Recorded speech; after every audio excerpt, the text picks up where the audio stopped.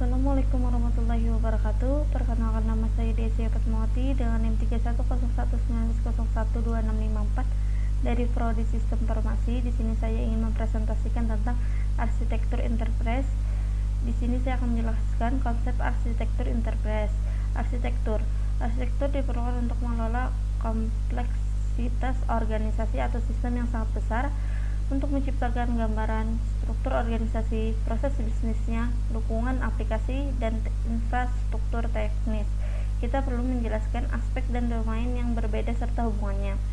Arsitektur, konsep dasar sebuah sistem dalam lingkungannya terletak pada elemen-elemennya, hubungannya, serta prinsip dari rancangan dan evolusinya. Stakeholder, seorang individu, kelompok, atau organisasi yang memiliki kepentingan atau ketertarikan dalam atau pertimbangan terhadap sebuah sistem. Seorang arsitek perlu untuk mendiskusikan arsitektur dengan para stakeholder dan harus dapat menjelaskan arsitektur serta dampaknya kepada semua stakeholder yang terlibat, yang biasanya memiliki latar belakang berbeda-beda. Arsitektur enterprise adalah munculnya disiplin ilmu enterprise engineering, memandang enterprise sebagai satu kesatuan sistem yang dirancang dengan tujuan tertentu yang dapat diadaptasi dan dirancang ulang secara sistematis dan terkendali. Sebuah enterprise dalam konteks ini dapat didefinisikan sebagai berikut. Enterprise, kumpulan organisasi yang memiliki tujuan yang sama dan atau produk akhir yang sama. Enterprise arsitektur, sebuah prinsip, metode, dan model yang koheren yang digunakan dalam perancangan dan realisasi struktur organisasi, proses bisnis, sistem informasi, dan infrastruktur dari sebuah enterprise. Enterprise arsitektur mencakup inti-inti dari bisnis, TI, dan evaluasinya. Tanpa arsitektur yang bagus, akan sulit untuk mencapai kesuksesan bisnis. Karakteristik paling penting dari sebuah enterprise arsitektur adalah menyediakan pandangan menyeluruh dari sebuah enterprise. Sebuah enterprise arsitektur yang baik menyediakan kebutuhan mendatang untuk menyeimbangkan dan membantu translasi kebutuhan tersebut dari bentuk strategi perusahaan menjadi operasi sehari-hari. Model, view, presentasi, dan analisis arsitektur semua membantu untuk menjembatani communication gap antara arsitektur dan stakeholder.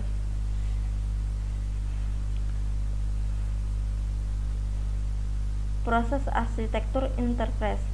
Arsitektur adalah sebuah proses sekaligus sebuah produk.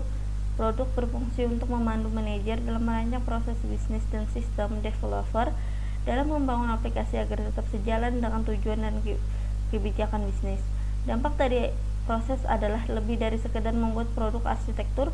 Kesadaran atau kewaspadaan stakeholder yang berkaitan dengan tujuan dan aliran informasi bisnis akan terlihat. Proses arsitektur terdiri dari langkah-langkah yang membawa ide awal melalui tahapan perancangan dan implementasi menjadi sebuah sistem operasional dan akhirnya mengubah serta menggantikan sistem ini. Dalam semua tahapan, proses arsitektur komunikasi yang jelas dengan antara stakeholder menjadi penting.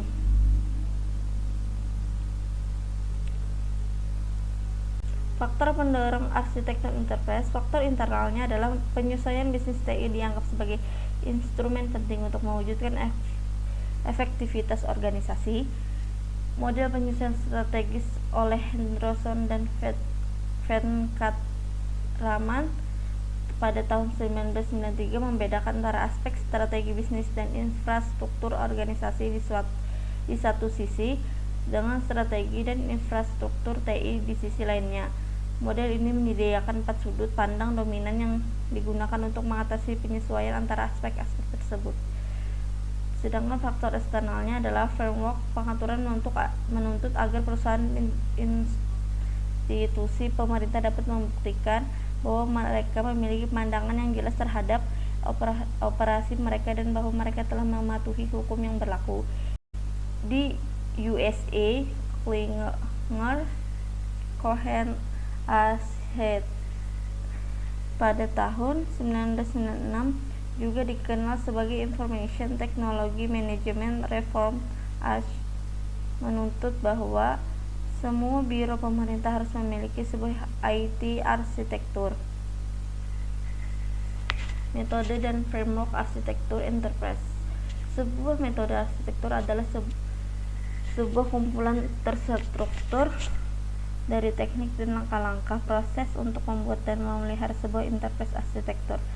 Metode biasanya menjelaskan berbagai tahapan dari sebuah siklus hidup arsitektur, apa yang harus dihasilkan pada setiap tahapan dan bagaimana diverifikasi atau diuji. Contoh, Architecture Development Method atau ADM dari TOGAF dikembangkan oleh The Open Group, menyediakan tahapan detail dan jelas untuk mengembangkan sebuah IT arsitektur. Versi terakhir TOGAF memberikan framework dan metode pengembangan untuk mengembangkan enterprise arsitektur. Judgment Framework. Pada tahun 1987, John Judgment memperkenalkan framework enterprise arsitektur yang pertama dan terkenal.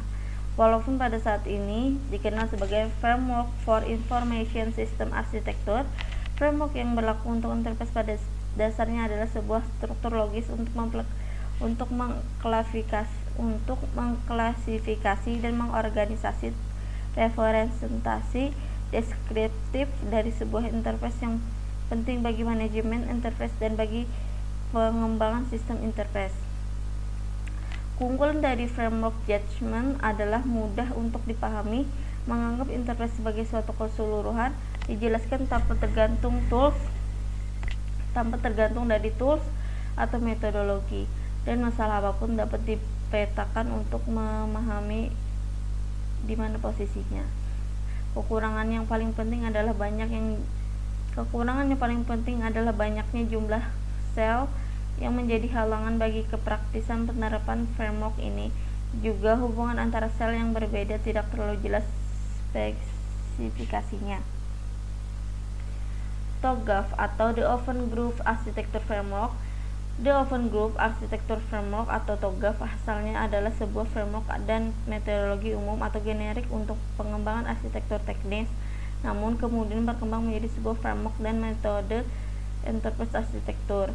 TOGAF memiliki komponen utama berikut: arsitektur capability framework yang berurusan dengan organisasi, proses, skill, peran, dan tanggung jawab yang diperlukan untuk melalui dan mengoperasikan fungsi arsitektur dalam enterprise. Architecture Development Method atau ADM yang menyediakan way of working bagi arsitek dan dianggap sebagai inti dari TOGAF. Arsitektur Content Framework yang mempertimbangkan keseluruhan enterprise arsitektur yang tersusun atas 4 arsitektur yang paling berkaitan, yaitu business arsitektur, data arsitektur, application arsitektur, dan teknologi atau IT arsitektur. Enterprise Continuum yang berisi berbagai model referensi seperti technical referensi model, The Open Group Standard Information Base atau SIB, dan The Building Blocks Information Base atau BBIB. Arsitektur berorientasi layanan. Munculnya pemikiran komputasi service oriented atau SOC dan teknologi web service pada khususnya telah membangkitkan besarnya minat terhadap service oriented arsitektur atau SOA. SOA adalah sebuah cara untuk mencapai interoperabilitas antara komponen software yang terdistribusi dan heterogen, atau sebuah platform untuk komputasi terdistribusi. SOA menggambarkan sebuah set prinsip perancangan yang memungkinkan unit fungsional untuk disediakan dan digunakan sebagai layanan atau servis. Literatur arsitektur SOA merekomendasikan sebuah tipologi komponen di mana komponen dibagi strukturnya ke dalam level. Level logika berdasarkan stabilan menjadi aturan dasar dependensi, yaitu sebuah komponen tidak dapat menggunakan komponen level di atas yang lebih tinggi. Interaction, komponen yang mengelola dialog antara sistem dengan aktor eksternal, khususnya mereka mengatur graphical user interface dan menjaga user session. Proses, komponen-komponen yang mengatur otomasi proses bisnis, yaitu urutan kerja, koneksi ke servis, manajemen event. Ini adalah area BPM dengan teknik dan tools khusus. BPMS, bahasa deskripsi, BPMN atau supervisi, BAM. Function, komponen-komponen yang memainkan peran perantara antara komponen proses dan komponen entity dengan mengatur beberapa proses bisnis tertentu. Entity, komponen-komponen yang fokus pada entity bisnis kunci dari sistem, misalnya klien, kontrak atau order. Perannya adalah untuk mengizinkan akses ke informasi yang berkaitan dengan entity. Ini biasanya berhubungan dengan database seperti operasi rate, word, dan query. Komponen entity juga dapat berhubungan dengan masalah berkaitan dengan distribusi dan duplikasi repositori terkait.